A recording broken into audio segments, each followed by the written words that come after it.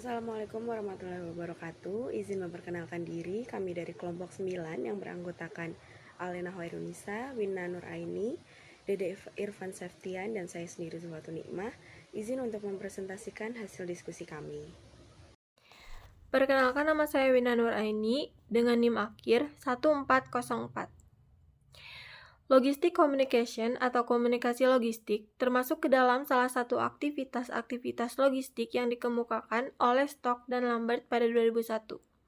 Komunikasi merupakan kegiatan yang seringkali dilupakan dalam sistem logistik. Komunikasi yang efektif ialah satu, organisasi, supplier, dan pelanggan. Dua, fungsi utama dalam organisasi seperti logistik, perekayasaan keuangan, pemasaran, dan produksi. 3. Ke-13 aktivitas logistik lainnya. 4. Berbagai jenis aspek dari tiap aktivitas logistik seperti koordinasi gudang material, WIP, dan barang akhir. 5. Berbagai anggota supply chain seperti pelanggan penyedia sekunder yang tidak secara langsung berhubungan dengan perusahaan. Alat komunikasi logistik, yaitu 1. E-commerce, 2. Barcode, 3. EDI, 4. Enterprise Research Planning. Fenomena atau masalah. Suatu gambaran mengenai komunikasi internal yang terdiri dari komunikasi verbal, horizontal, dan diagonal dapat mempengaruhi employee management pada PT Solid Logistik. Komunikasi internal sendiri menjadi kunci penting dalam berjalannya suatu perusahaan. Komunikasi internal berlangsung antara manajemen dengan para karyawan, antar sesama karyawan dalam satu divisi, dan sesama karyawan dari divisi yang berbeda. Kerangka pemikiran teori. Ringkasan kerangka pemikiran teori komunikasi yang digunakan pada penelitian ini mengacu pada konsep komunikasi internal yang didefinisikan oleh Lawrence D. Bernan pada tahun 1964, yaitu komunikasi internal merupakan pertukaran gagasan atau administrator dengan karyawan dalam suatu organisasi atau perusahaan agar terwujudnya tujuan perusahaan dengan struktur yang khas. Pertukaran gagasan itu berlangsung secara horizontal dan vertikal di dalam perusahaan, sehingga pekerjaan, operasi, dan manajemen dapat berlangsung.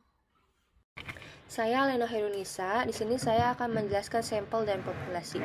Sampel dan populasi untuk mengetahui pengaruh komunikasi internal terhadap employee engagement. PT Solid Logistik, peneliti mengedarkan kuesioner yang dibagikan kepada 66 responden atau karyawan. Selanjutnya di sini ada metode penelitian. Metode penelitian yang digunakan adalah studi eksplanatif. Burgin 2005 berpendapat bahwa dikatakan eksplanasi karena sebuah penelitian memiliki kredibilitas untuk menguji hubungan sebab akibat dari dua atau beberapa variabel dengan menggunakan analisis statistik inferensial. Selanjutnya di sini ada pembahasan dan diskusi jurnal. Hasil penelitian dari PT Solid Logistik menunjukkan bahwa komunikasi internal yang terdiri dari komunikasi vertikal, horizontal, dan diagonal berpengaruh terhadap employee engagement. Komunikasi internal harus sejalan dengan visi dan misi perusahaan.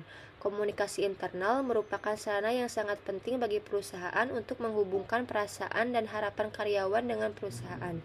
Jika merujuk pada hasil beberapa penelitian terdahulu, sebagaimana terdapat pada jurnal, telah membuktikan bahwa penelitian mengenai pengaruh komunikasi internal terhadap employee engagement di PT Logistik menguatkan hasil dari penelitian-penelitian yang sudah ada sebelumnya.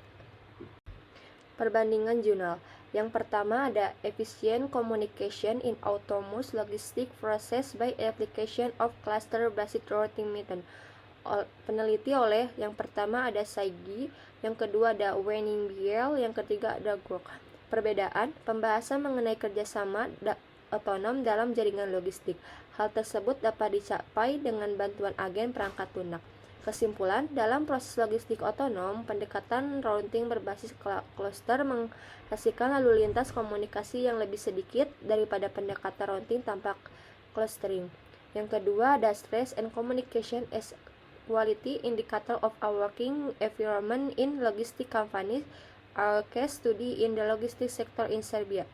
peneliti oleh yang pertama ada Milan Edrich, yang kedua ada Fulkasim Pajic, yang ketiga ada Milorad Kilbarda. Persamaan, pentingnya melibatkan karyawan untuk terlibat aktif dalam komunikasi internal yang efektif dalam organisasi bisnis. Berbeda dengan peneliti sebelumnya mengenai komunikasi secara berkesinambungan, tidak menjamin setiap karyawan akan bertahan lama dan berkontribusi optimal. Kesimpulan, komunikasi internal hendaknya dilaksanakan sesuai dengan visi dan misi yang telah ditetapkan oleh perusahaan. Yang ketiga ada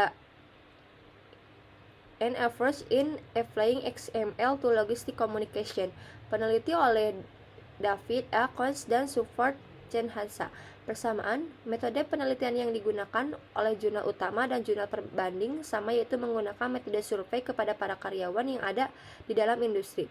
Perbedaan, fokus penelitian pada jurnal pembanding menggunakan metode pengembangan sistem komunikasi berbasis XML untuk proses logistik tertentu. Kesimpulan, penerapan Extensible Markup Language (XML) untuk komunikasi logistik dapat memberikan solusi yang terjangkau dan fleksibel karena menurut peneliti akan ada peningkatan dalam sistem XML dalam komunikasi logistik untuk memproses data transportasi secara otomatis. Baik, saya Dede Irfan Septian, saya akan membacakan nomor 4. Nomor 4 ada Providing Multilingual Logistic Communication in COVID-19 Disaster Relief. Penelitinya ada Zhang dan Yukin Wu. Persamaannya, kesamaan antara jurnal utama dan jurnal pembanding adalah bahwa komunikasi logistik sangat dibutuhkan dan memiliki peran penting. Selain itu, kedua jurnal menggunakan metode penelitian yang sama, yakni metode survei. Yang perbedaannya, jurnal pembanding membahas tentang logistik multibahasa sebagai aspek dari tanggap darurat publik. Kesimpulannya, komunikasi logistik sangat penting, terutama bagi keadaan yang sedang darurat seperti pada COVID-19 di Tiongkok. Sangat dibutuhkan logistik multibahasa untuk memfasilitasi donasi internasional. Yang kelima ada consumer influence on the greening of the distribution of exploring the communication between logistic service provider, retailers, and consumers. Penelitinya ada Salnas dan Bjorkland. Persamaannya sama-sama membahas mengenai komunikasi, namun pada jurnal utama lebih mengacu pada komunikasi internal atau antar pegawai di dalam perusahaan. Berbeda dengan penelitian sebelumnya tentang dampak lingkungan dari distribusi e-commerce. Penelitian ini menyelidiki kemungkinan konsumen harus mempengaruhi logistik ramah lingkungan dalam e-commerce. Kesimpulannya, konsumen saat ini memiliki kemungkinan terbatas untuk mempengaruhi penghijauan distribusi, dan salah satu alasannya adalah terbatasnya komunikasi antar LSP, e-tailer, dan konsumen mengenai distribusi hijau.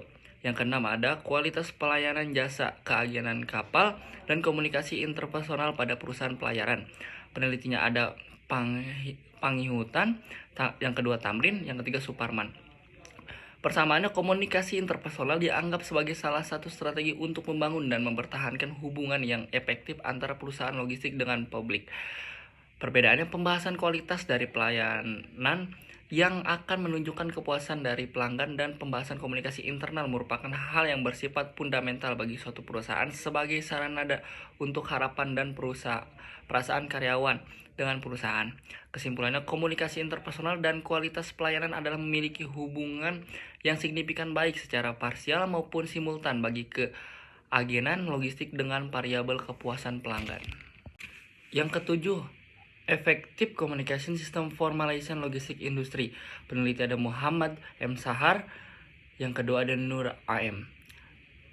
Persamaannya, jurnal ini sama-sama membuat komunikasi yang efektif dalam sebuah sistem logistik, sama-sama meneliti pentingnya komunikasi yang infrastruktur dalam sistem logistik. Perbedaannya, metode komunikasi pada setiap negara, perbedaan dalam setiap jenis produk dan industri pada berbagai fungsi logistik. Komunikasi logistik melibatkan banyak orang anggota organisasi. Kesimpulannya, komunikasi yang efektif dalam sebuah sistem logistik melibatkan banyak anggota-anggota organisasi pada setiap negara dan jenis produk industri pada berbagai fungsi logistik. Kedelapan, supply chain and logistik dalam kaitannya dengan ketahanan pangan di pedesaan. Peneliti ada Union dan Asep 2014. Persamaan, komunikasi yang baik akan membuat hubungan kerja menjadi baik. Perbedaan mengacu pada rantai pasokan yang ada pada pedesaan dan komunikasi logistik yang berada di pertanian berkaitan dengan aspek-aspek manajemen rantai pasokan yang diperoleh secara alternatif masalahnya. Kesimpulan, pengaruh komunikasi logistik pada rantai pasokan modern agar memiliki pengaruh yang kuat terhadap keunggulan bersaing sehingga jalur supply chain dapat dipersingkat serta mampu menjamin kelanjutan dari pasokan dan harga yang stabil karena telah membangun kemitraan. Yang kesembilan, the role of logistic, informal, and communication technology in promoting comparative advantage of the firm. Iya, penelitinya ada Gerardo Avezzado, yang kedua ada Zhao Varela, yang ketiga ada Zhao Leto. Persamaannya seperti yang disebut pada jurnal utama, jurnal internasional ini juga menunjukkan pentingnya aliran informasi dan komunikasi sebagai sumber daya logistik yang berharga. Perbedaannya menjelaskan adopsi teknologi informasi dan komunikasi untuk identifikasi faktor dominan yang menentukan keunggulan kompetitif perusahaan, sedangkan fokus jurnal utama lebih kepada internal perusahaan. Kesimpulannya, melalui information and communication technology yang efisien pada sistem logistik, perusahaan dapat memperkuat keunggulan kompetitif atau menciptakan keunggulan yang baru untuk bersaing.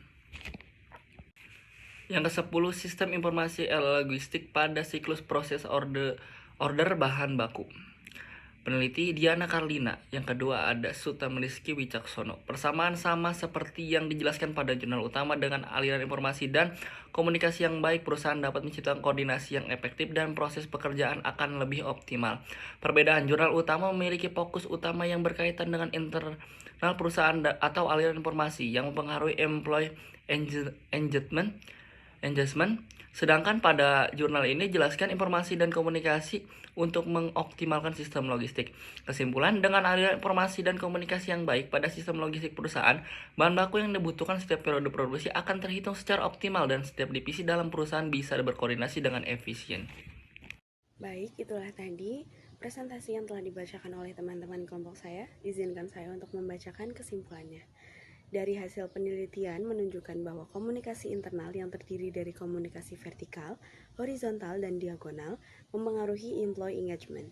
Implementasi komunikasi internal harus dilakukan sebagaimana mestinya visi dan misi yang telah ditetapkan menurut perusahaan. Mengelola arus informasi dan kualitas hubungan manusia dipandang sebagai sumber kekuatan yang memungkinkan karyawan memiliki perspektif dan wawasan yang lebih luas, memungkinkan koordinasi organisasi yang efektif, dan bekerja sama untuk mencapai hasil optimal.